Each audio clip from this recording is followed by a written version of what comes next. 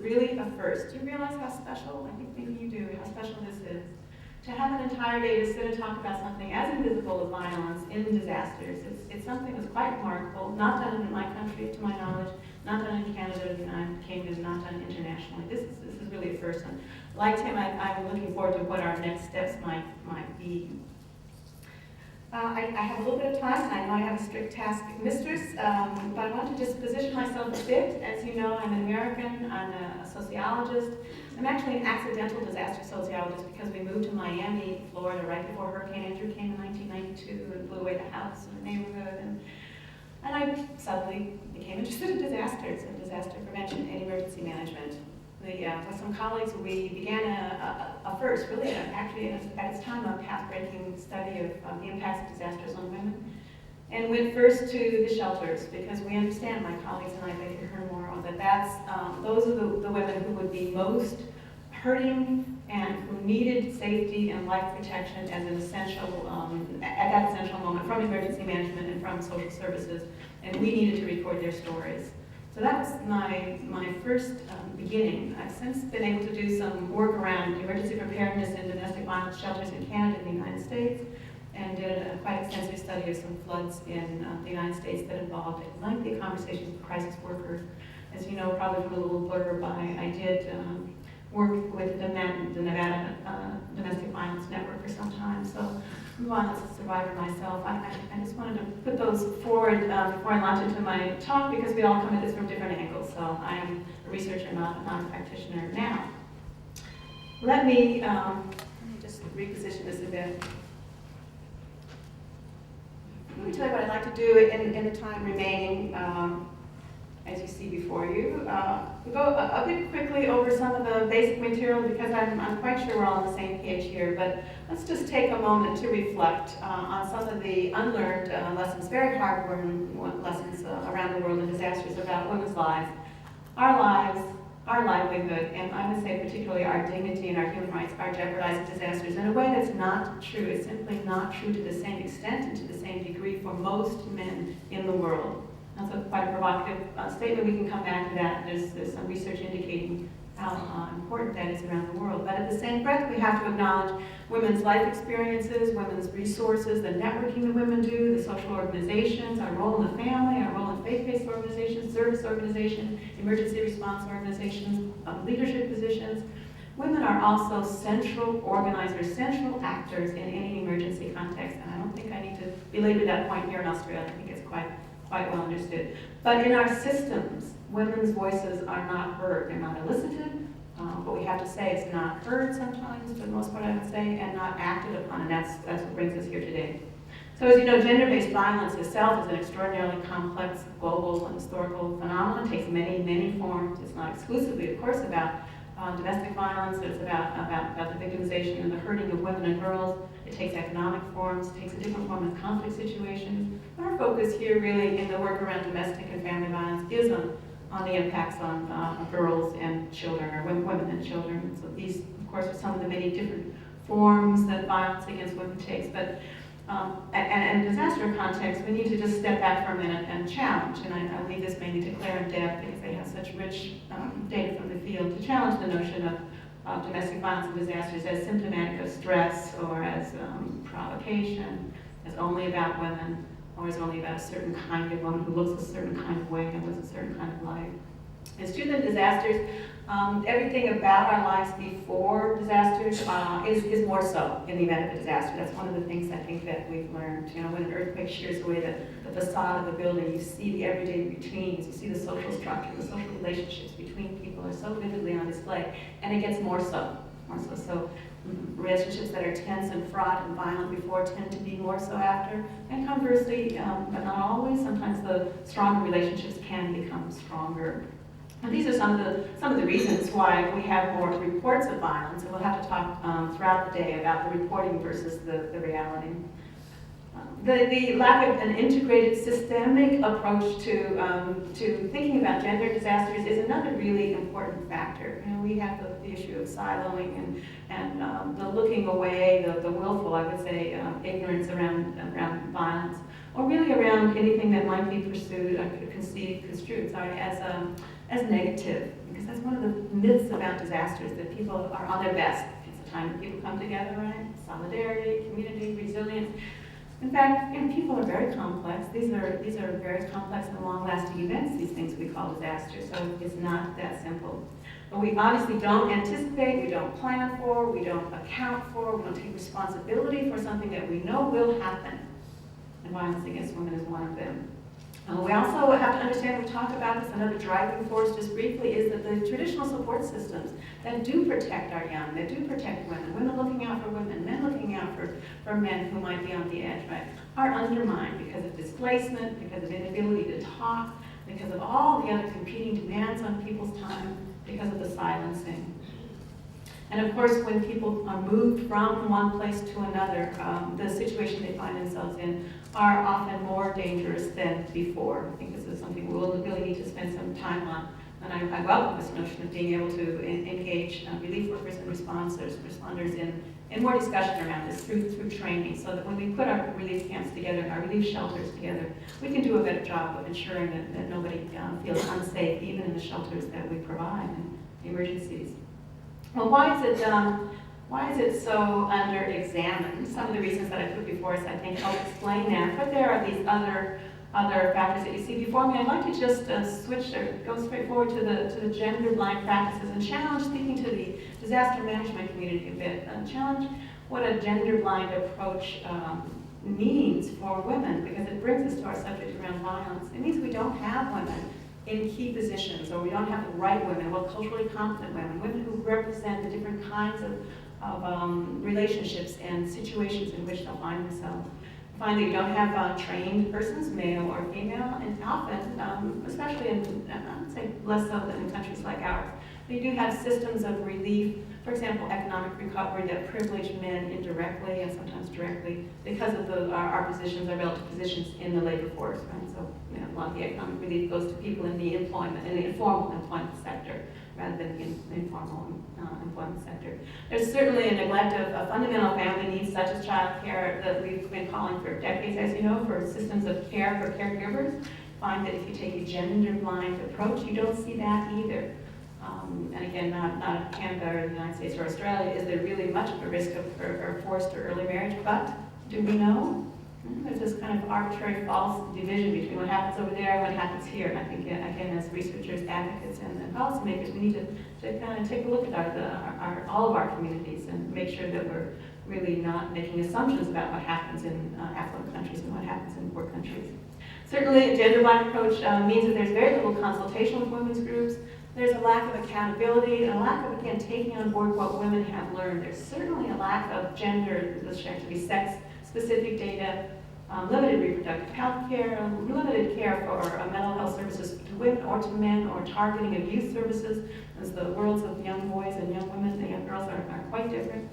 And finally, and I'll speak a little slower now, this gender-blind approach brings us to lack of planning to do the essential, groundbreaking, block-by-block preventative work that we have to do to keep women and their families safe in disasters. We can do it, and we will do it, but we have to stop and see what's keeping us from doing it now. So these are some of the things that you'll see, and I'll talk a little bit more about them as we go.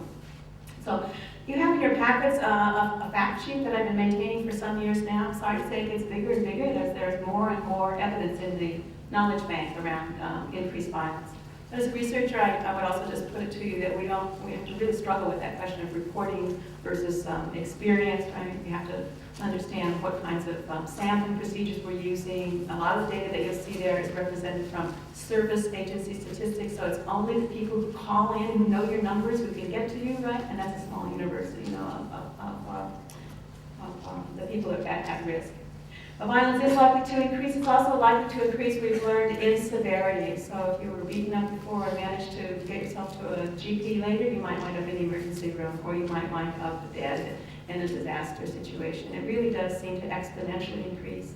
Often I've heard more often than I like to say about young sons turning on mothers. So there's a kind of a new set of violences that come up that we haven't seen before. Parallel increases, I'm speaking today mainly about domestic violence, but parallel increases in sexual assault, family violence. And that's something that we don't know as much about as we should do. Child abuse and neglect in disasters. I hope some of you will work on that area as well. So many challenges for women who live in fear in a disaster context. How to stay safe in a shelter or in a temporary accommodation, knowing that that so-called temporary may last for a very long time. How do you stay safe? How do you stay invisible and stay away from Uncle Joe or your father-in-law or your brother who would like to put you right back in that situation, or your abuser who is there trying to get to you and get to the relief check or get to the children? How do you stay invisible and at the same time access the resources that you need, without which your recovery is not really possible? So all of these things that you see before you are some of the challenges, and I think we'll hear from Lois and from other speakers later with a first-hand perspective about some of these issues, many of these issues. One thing that happened that I wanted to mention in Katrina was the issues around child custody, where if a woman had child custody here and then she was on the wrong side of the state, or the partner came back in an emergency to kind of enter the relationship, or because he or she had the children at that particular moment. Real problems trying to get across law enforcement to work across child protective services, to work across jurisdictions to honor those custody arrangements, which made it even harder for her to leave as well. I'll just stop there. So I'd like to really kind of switch and address the work that you do and talk with you this afternoon, because I think this is really a missing piece of this in a way so far, about what we already know about the significance of what you do. But in a disaster world, we talk about critical infrastructure. And my brief is that we need to focus as much or more on the critical social infrastructure, of which you are a huge part, keeping families together, if this means something to keep them together, keeping women and children as safe as possible. So these are the things that you provide, that emotional support, that community education work, of course the crisis counseling, the help working through what can be a very arcane recovery system, and finding affordable housing. I won't read this out loud, but this was a statement from the first woman that we did meet in Miami, who tells a very typical story about a relationship that had been violent before and became extremely violent later, and he left her, as you can read on the highway, or maybe that's not in this quote, but he left her down on the highway. She eventually wound up in the shelter. Had there not been that shelter for her, she would be dead. So our remarks today, my remarks and our work today, is really about how to be there, how to continue to be there for yourselves and for those who will need you. Because these are the kinds of things that will happen, that we have learned from other studies, right? You will not be able to communicate with your staff, with your volunteers, with your law enforcement, with the people whose systems are integrated with yours. Your computers won't work. The flood will take the files and the tools, and your volunteers that are such a huge part of your work won't be able to get to work.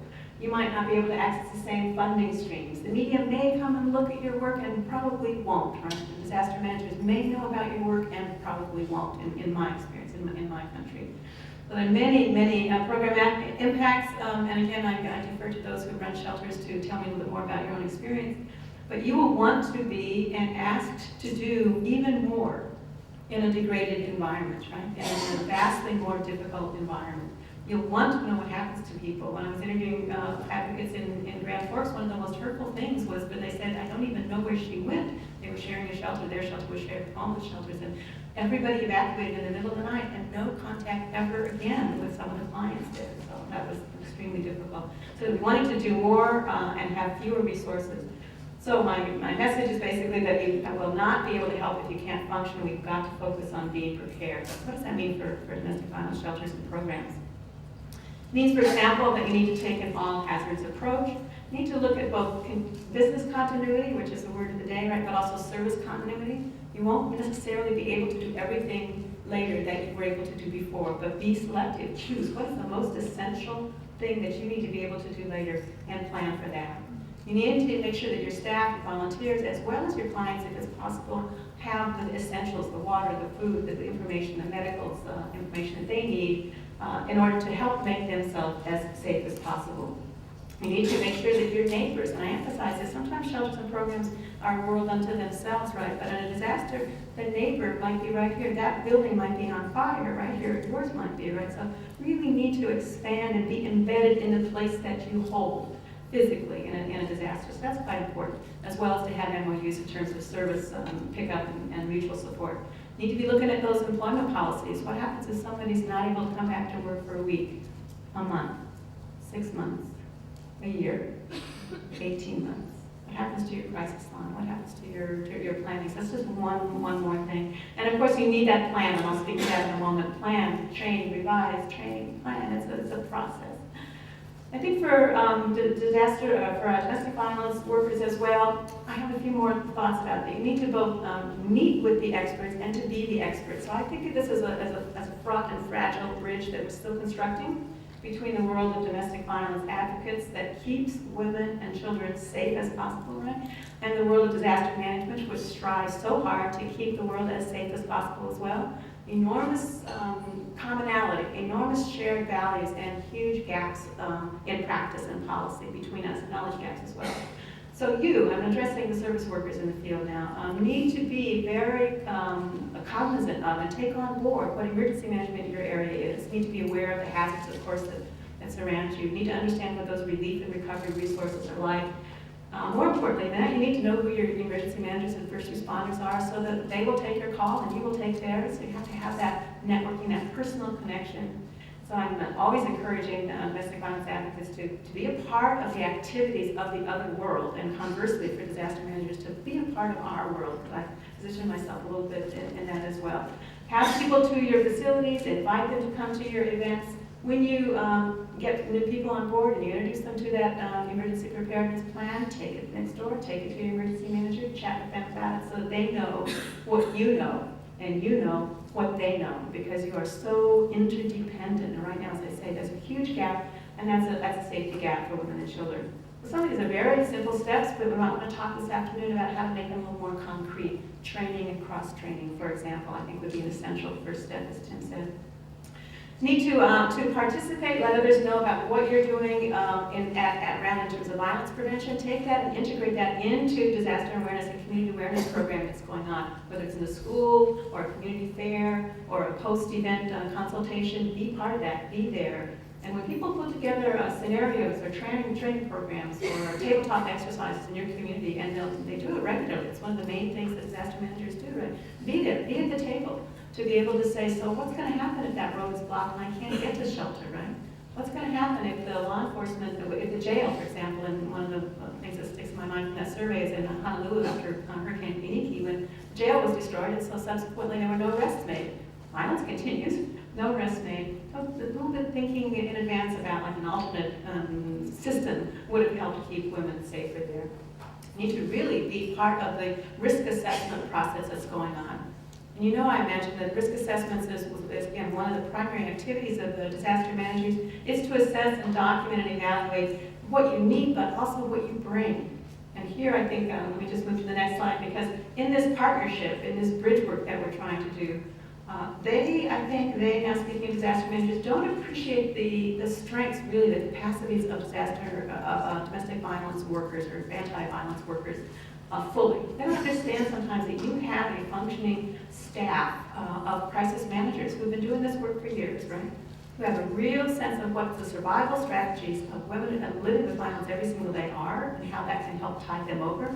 They might not know that you have a certain number of beds left, maybe as it happened in Miami. Most of their shelter was destroyed, but not their children's half. So they could have taken children in. There could have been real positive use of that space where the children played in the past. You have community knowledge. You have perhaps stored water and food and bedding. And again, I repeat, you have a knowledgeable staff that knows a lot about the history of that community and gender relations and patterns, things that will go well and things that won't. Conversely, what you will need and not be able to bring, and that's the action piece here, is to make sure that your security is affirmed, that your building being resistant, hardened against the predictable hazards is a priority in your community. One of the groups I'll mention in a minute was started by a woman in Victoria who runs, I think it's like 14 agencies around anti-violence agencies. And she looked at the Loma Prieta earthquake in California and saw that the increase of violence was quite striking, and then looked up and realized she's in this little unreconstructed masonry red brick house, beautiful little house of Victoria, which would tumble right on her head. And she would then not be able to do anything for her service agencies around the province. And that was her moment of, was her epiphany, if you will, and she worked then with the provincial emergency authorities and with women's health and with women's ministries. They put together a fabulous action plan, a report, a major conference in Vancouver in 1998, and then from that, a planning guide about how to make emergency planning part and parcel for domestic violence shelters to relate to that point. So let me, how am I doing on time here? Well, good, because I'd like to bring some examples and invite your thoughts either now in the questionnaire or this afternoon. Some examples of what I think is going well. Making the essential point that this notion of good practice is not something that we do later. It's not something that we can do after we've taken care of all the other immediate, much more important things about disaster preparedness, really. It is not optional. It's essential. It's a life and safety measure in the world of disaster management, right? From a disaster management perspective, it's not optional. For battered women's shelters or anti-violence programs and services, it is not optional. I know so well, as a former director and a former advocate, how many other things are on your plate. How many other uses there are of your time and your dollars, right? But it's not enough to say, don't have the time, don't know, no, it hasn't happened for years here, we don't have enough money, don't know what we're doing. No, it's not sufficient. We have to, again, this is a bridge, we have to be there as well and bring what we have and bring our questions, bring our need. If money is the barrier, then think in advance before and make sure you have the funding that you need. You are pretty good at doing that when you need to. So let's just look at a few examples. I've been mentioning this. I've been here, I had a fabulous week. I was able to go up and see some of the flooded areas and a lot of those burned out areas. So, whoops, go back to this one. I was mentioning one of those other places that I spent last summer in South Africa with the African Center for Disaster Studies. And one of the projects was to work with this girl project, Girls in Risk Reduction Leadership. 13, 14-year-old girls coming out of Black South Africa, living in really horrific conditions in the townships just outside the white cities, and came out with big smiles and clean clothes, and they were so thrilled. They were just thrilled about this program, which is kind of like Girl Scouts. They came out of school for 1 hour every other week, something like that. Not a lot of time, but just enough to give these young girls a sense of being young women. It was a leadership training program. They worked with their fire chiefs. They understood how to put out propane fires versus white firefighter, wood fires. They did a little first aid. They discussed violence prevention, safe relationships, family planning. And I put it here because that's another way of doing good practice, if you will. So anything that we can do to build the capacities to make our women and children feel stronger and safer in advance is such an important contribution to, if you will, a resilient community. We also need opportunities for women to say what happened. This is a documentation picture from Bangladesh. One of the things you find in other countries, and I'll illustrate this from many different kinds of countries, is that women's land rights, which are so contingent to begin with, are very often even more readily exploited after the fact. So landlords, in this particular case, were trying to kick the women off after the disaster because they were widowed then, and they, in his minds, had no claim to the land anymore. There's a documentation process on. She's able to tell what's happening. That too is violence prevention, because women can't be free of violence, can't be free of leaving a violent relationship until their livelihood is secure. So anything again that we do in advance with the women to make our women's communities and our lives safer is violence prevention. This is a wonderful project that we did in the Caribbean, in El Salvador, in Dominican Republic, Dominica, and St. Lucia, so 4 different countries, developing and testing a community-based and women-led risk mapping project. And we understood that our case was that if you could look through women's eyes, you would see a more and deeper and more complex picture of community risks and hazards than if you looked only through men's eyes or if you had a mixed sex group, because women are always understanding men's worlds, right, while understanding our own as well. So we have a deeper, you might want to push back on that. I found that it was true in this process anyway. And the result of this risk assessment of drawing up the maps is that women can identify a bridge that's going to go underwater and ask in advance, how am I going to get my girls across that? The health center that may be their only lifeline in a night when she has to leave the house or be hurt might be on the other side of the valley. How would she get there? So some pre-planning can happen. And also in a positive sense, you can, in these risk assessments that are led by women, you can begin to ask yourself and to document, how did my grandmother deal with this drought, right? Or what happened in that last earthquake? How did the battered women's shelters, survived last time. Let's go talk with them. She's 80 years old. Let's go get her story right now. Again, a documentation process, and I'd like to say there's a lot more work at the international level, and in so many encampments post-disaster, you will find safe space like this for women. We don't do a very good job of that here, do we? I think that's one message that we could really take. So an agency-led, this is important, we want to hear your story, and by the way, here's a safe place to come and report it. This story from Haiti, you know, I'm sure that the loss of life was enormous in Haiti, and the women and children bore the brunt of it. And you may know as well that the key leaders in the anti-violence movement, the domestic violence movement of Haiti, lost their lives. And the buildings in which their facilities were located were also destroyed. So their files were gone, their computers were gone, everything that they loved around was gone. And one of their first pleas for help, in addition to life-saving essentials, but was for researchers, believe it or not, to come and document that history, that really important to them history of what women had done around violence prevention in the past. But then, after following on that, they worked together with women in the Haitian diaspora to come together and challenge the government and the World Bank's idea of what women needed after the Haitian earthquake, and wrote a called the Haitian, the Gender Shadow Report, in counterpoint, really, point by point, to the traditional one that was developed through the traditional routes. We're bringing women's voices to this, and violence, of course, one of the major things that they addressed, helping them to understand, helping the post-disaster needs assessment experts to understand that violence was a piece of this culture before, that the government, for example, had used sexual assault, had used rape against women as a political weapon for many, many decades, right? And so that it meant something, and they needed to be on top of that in the camps, right? When you had when you saw men becoming armed again and being in groups again, there was a political as well as a masculine thing going on there. Here you saw an innovative program of bringing women into criminal justice, into law enforcement roles in the Haitian camps, and that means a lot as well. That's a movement that I'm sure you've been following in Brazil and other places, having female reporters to take a female-led police officer, the agency units, one kind of say, where women can go to report. And you see this in disasters as well, once in a long while.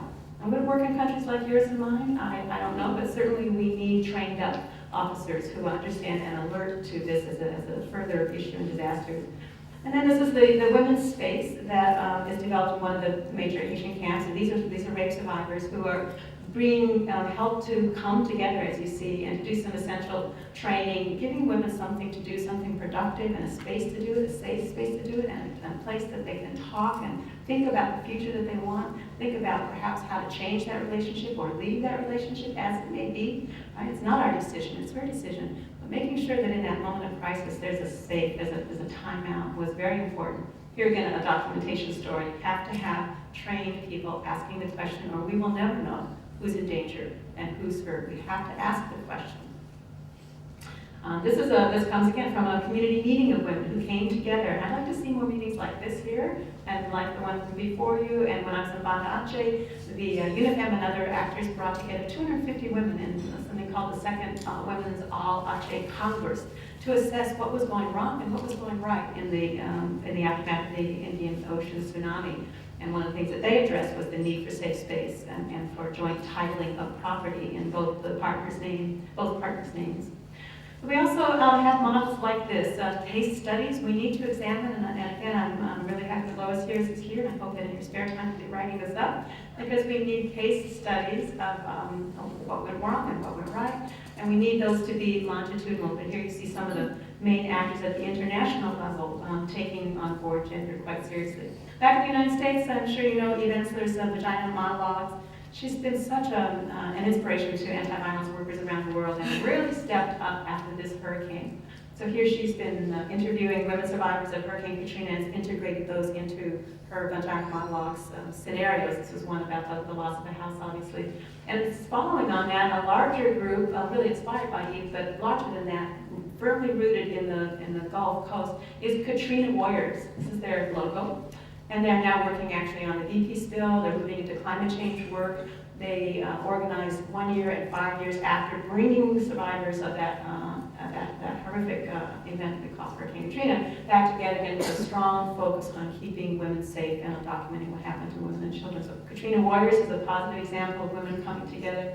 And this is just a picture which could be taken anywhere, is it not, right? These are the women who come back and answer the phones. Good practice is ultimately women putting everything aside and being there to listen, getting back as soon as you can to where you'd like to be. It's a huge challenge for staff, volunteers, and advocates who have so much else on their plates, but you will be there the way that she's there. A little picture from Nicaragua, where after Hurricane Mitch, there was an opportunity to, in a psychosocial kind of community-led recovery moment, because women were there, because anti-violence activists were there. They said, we got women and men together in the same room, we're talking about life after Hurricane Mitch, why don't we also talk about violence? And so this means violence against women is one disaster that men can prevent. And I put it here as an example of a project I'd like to go back and evaluate so that we can see, does a moment like that, a window of opportunity, does it have legs, or is that all they did? Did they create this beautiful public awareness campaign, or were there some substantive changes in men's capacities to relate differently to women, and women's capacities to be safer and sounder in a crisis situation? We don't know. So all of these practices need an evaluation. This is a good example, though, from the state of Florida, right? This was put out by, I want to make sure, the Florida Domestic Violence Office, but the Governor's Campaign for Violence-Free Florida. Interestingly enough, the original one that I had showed a young man, and now on their website you see the mother. It'd be interesting to talk with people about why they took the man off the poster, but it's one of the very few state-run initiatives like this that I've seen that explicitly talks about domestic violence as a possibility. There are lots of disheartening stories. I remember when I was working the flooding in Manitoba's Grand Forks, and the coalition there had asked that the Red Cross include on their list of helplines, right, the number of the crisis line, even the number of the crisis line. And they were absolutely refused to do that because it's negative, it was too negative in the time when the Red Cross wanted to give people resources, but nothing about that, right? Just, I guess, the positive messages were sought. In contrast, in Santa Cruz, after the Loma Prieta earthquake, again, we had very strong, you had a woman mayor, you had a lot of women on the council, very strong anti-violence movement. And they put out, at every holiday for years, holiday help tip line, the crisis line number, the men's help line number, and a little statement about the fact that this can be a difficult time and things can come up with people again, and just be forewarned, and here's the number, by the way, be nine. Kind of a very low-key kind of a message, but it was an important one. Put it on the table, didn't it? Coming from Missouri, this is not the best slide, but it's interesting. This was a coalition that was able to, they knew they had a huge increase in both in calls and in the number of women who wanted new housing. That's right, yeah. So they had the statistics that they understood related directly to the flood, but they couldn't demonstrate to the state or anyone else that actually this was flood-related violence. So the state was providing money for substance abuse and drug abuse grants out of the yin-yang, and they said, wait, hold the phone here. Could we talk a little bit about violence as well? And again, they were told, not until you can document. So they quick fast revamped their intake forms, and they now are able, when people come in, to ask them to talk about it. To me, of course, the empty box at the bottom is the most important one here. And I'll be interested to hear your thoughts about how many of you are already doing that, and if not, if this is a simple step that you can take so that you have the kind of the data that you'll need. Wrapping up this piece, there are a number of tools out. The one, It Can Happen to Your Agency, was the one that was put together in British Columbia, as I mentioned. The one on the right is one that I've just done with the help of the Prairie Women's Health Center of Excellence. And my hat off to the women's health movement in this country and in Canada, because they really get it. They are so proactive around this issue. And this is just one example. So this is a guide where I tried to distill, I thought, some of the better documents from the one on the left, which is a little more about business recovery functions, making sure you know your insurance agent's telephone number and your staff number. A little bit more addressed to community women's groups and to anti-violence groups, and it may be something you'd like to look at later. It's on your resource guide in your pack. Again, another kind of a smaller planning guide put together by a coalition of anti-violence workers in the United States after Katrina. Again, it's focusing on sexual violence. We don't have very many in my country that. I think it's a good practice document as well, because it draws together international and U.S. data, and it provides some concrete practical steps. More to the point, it brought government and community and women's organizations together to just produce this little booklet. And isn't that the point of it? Just something to do together there. This is a brand new hot off the press from the Canadian Red Cross, as you see. Predictable and preventable. I think it's a lovely title, and I anticipate that there will be some really concrete, specific things that can be done. But if you haven't seen it already, this, in terms of practice, this is an excellent guide. The Interagency Standing Committee for Humanitarian Relief is part of OCHA. So it's a big humanitarian relief umbrella, and we can use it to great advantage. This is a two-part document. One is it's called something like Different Needs, Equal Opportunities, Women and Men, Boys and Girls in Disasters. That goes through livelihood and housing and mental health and reproductive health issues. But they wanted to focus on violence explicitly, so they carved out of that a whole separate piece with the checklists and guidelines. This is a fabulous resource. And speaking of fabulous resources, I just had to put this here because I will be incorporating into all of her talks. I think, again, the path-taking research that you have and our opportunity here today to come together is really a good practice, and I hope, again, that we'll be able to come back and evaluate that later. Oh, another minute or so? How am I doing? You've got 5 minutes. Great.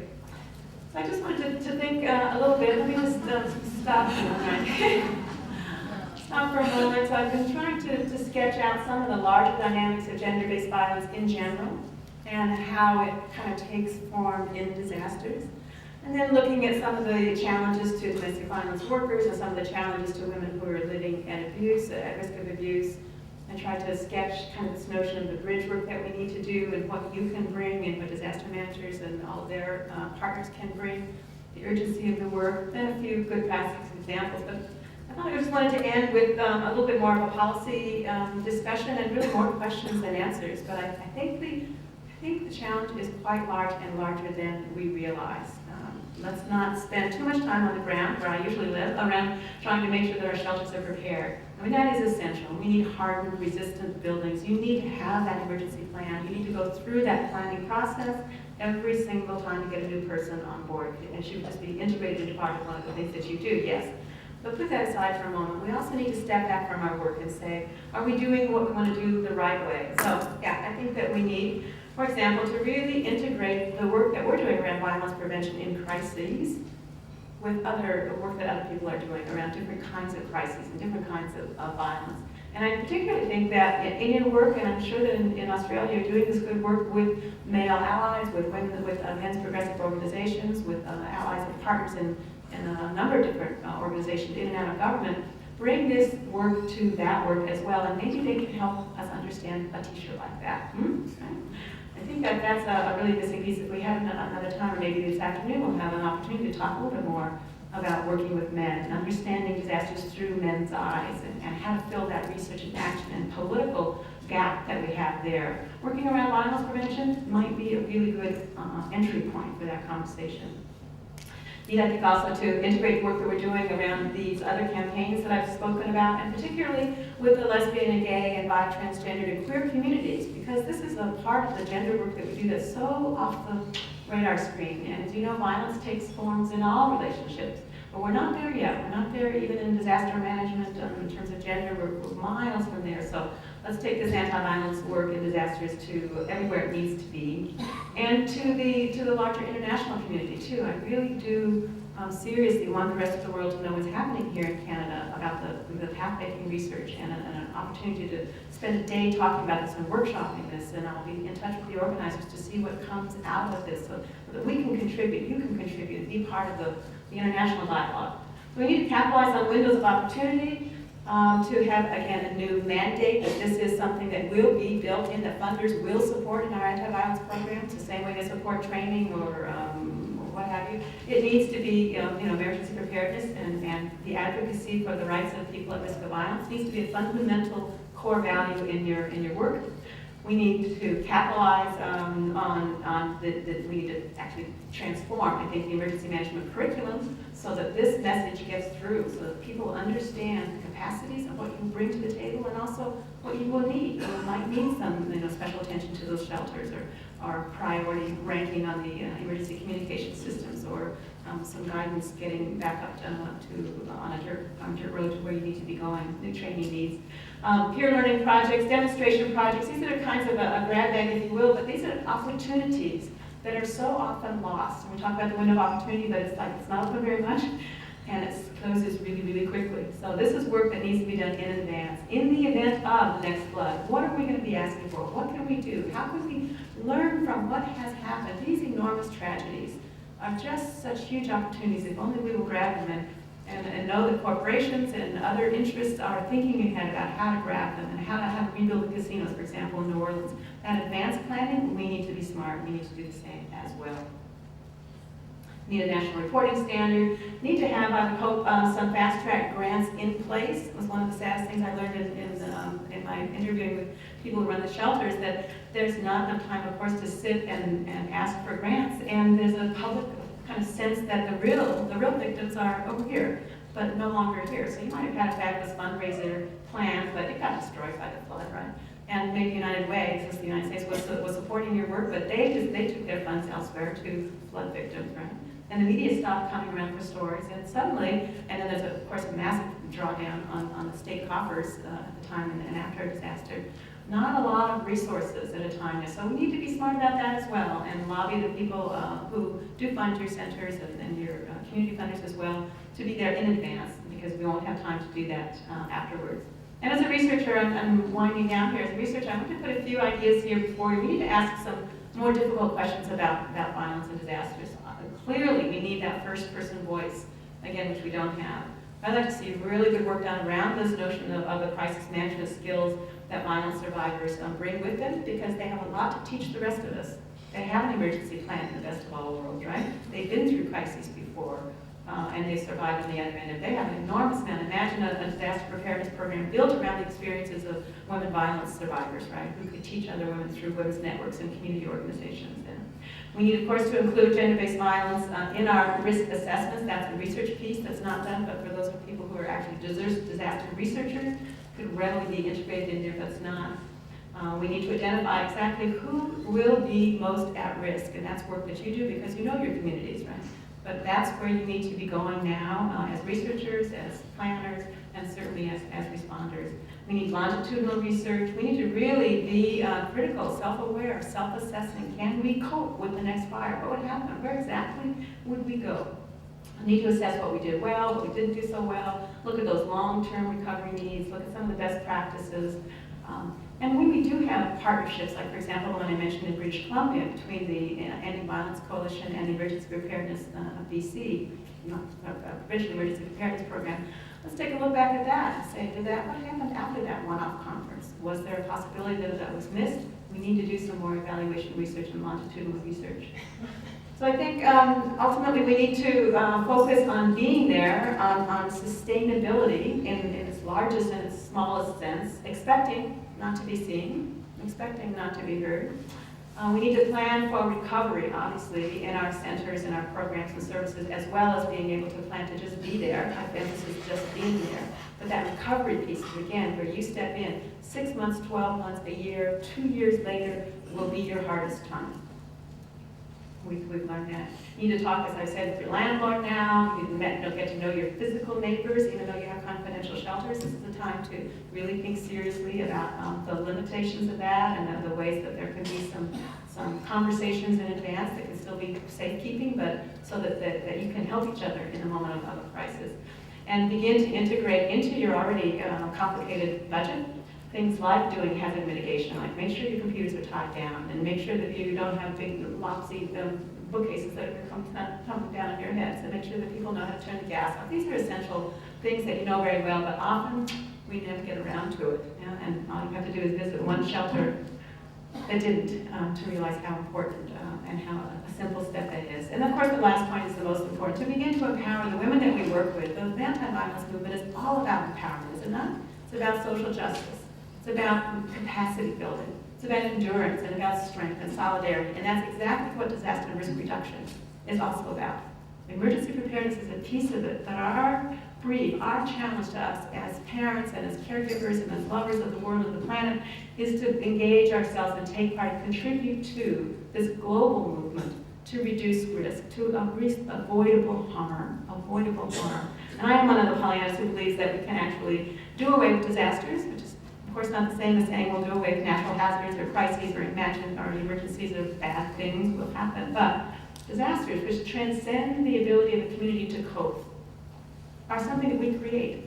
We create disaster risk, and we can create a more resilient and safer and juster, more just future. Finally, my last slide. We need to be focusing on sustainability and continuity, but also on the possibility for reinvention. And I just give you as a parting story, this is a Crescent House from New Orleans. And actually look for a book, there'll be a new book coming out with a wonderful young graduate student, compared 4 different medical shelters in New Orleans and asked, how do they cope, how are they impacted, how they're staffed, what do they do?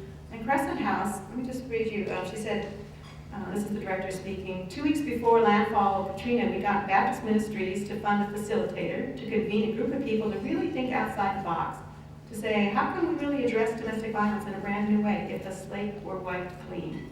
I use those words well. Katrina wiped the slate clean 2 weeks later. So they've been doing a little bit of brainstorming. They were thinking about their mission, and they thought they were drifting the wrong way. They were focusing all of their work on shelters. And instead, they took a step back, they lost everything, and they reconvened as a case management, disaster prevention, community awareness, much more integrated model, of which, of course, sheltering is still a piece. But they took that wonderful opportunity, and it wasn't easy, but I'll understand with her words. This is the ED saying, you look into the faces of the other staff people who are there with you, shell-shocked they are, and you are too. Lois, I'm speaking to you, but you see traces of determination. Lines that seem to say, we came back because we're survivors and we believe in survivors. We came back to reclaim our work and our lives. You hug, you breathe life and encouragement to one another. You're determined to bring life back into the building, into the abyss of desolation. You're committed to the idea that a new Crescent House will rise from the former one, that survivors will come again, that their presence will be testimony to your own survival. You will be stronger for it all. Everyone will learn to be stronger. You trust that the resources will flow from the honesty of the vision. And I just really like the way that she puts that. You trust the resources will flow, but you go where you have to go. You take your values first. So thank you for staying with me for that long and meandering spiel. I really look forward to our conversations this afternoon, and particularly our conversation about what to do, how to do it, when to do it, how to stay in touch. And warm greetings from my colleagues and friends in the United States and Canada who would love to be here with you. Thank you.